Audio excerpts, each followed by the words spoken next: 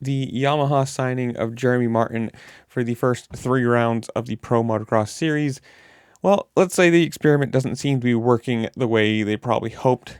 With the first round with a 20 and a 20 finish for 21st overall, which that doesn't make much sense to me. How is he not 20th overall? But math is whatever. Who cares? Obviously, not a very good showing in the first round.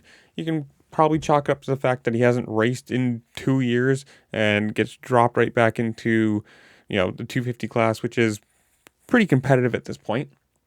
And he was looking better, let's be honest, in round 2 at Hangtown, getting up to 11th at the high point, and then crashing.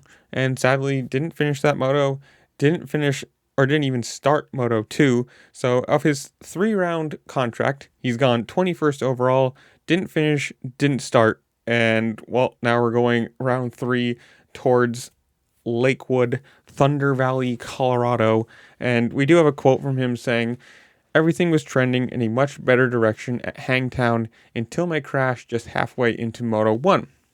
I'm glad to walk away from it and move on to the next weekend." And let's just say this is, I don't know.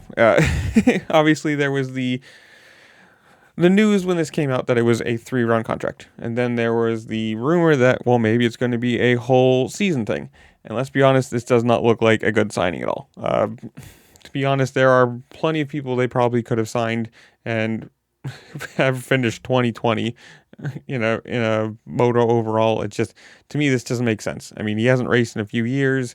What purpose does this serve? Go sign a privateer guy. Give somebody else a fill-in ride for a few rounds while everyone else on this team is injured, or 4 of them are injured. Give somebody Anstey's ride for the summer as a fill-in ride. I just don't understand signing him out of the blue, who he's probably not up to race speed. I mean, obviously, round 1 did not look good. Round 2 doesn't look good, and he's only got 1 more round to go. I just don't understand why this is a thing. Maybe they expected him to come in and be right up at the top, but even then, only 3 rounds isn't really going to prove anything or be competitive unless they feel like they could have signed him more. I mean, the good news is, apparently he's not injured. He will be racing the 3rd round of his contract, but I don't see it really going anywhere or being all that smart. But I don't know. This is where I'm going to leave you guys. Comment down below. Tell me what you think. Are you going to the 3rd round? Are you going to any of the rounds coming up? Whatever it is, comment down below. Tell me what you think while you're down there. Make sure to like, share, subscribe. Do all the fun things this platform allows you to do, because it really just helped me out. I appreciate it. And with that, I'll see you later. Peace.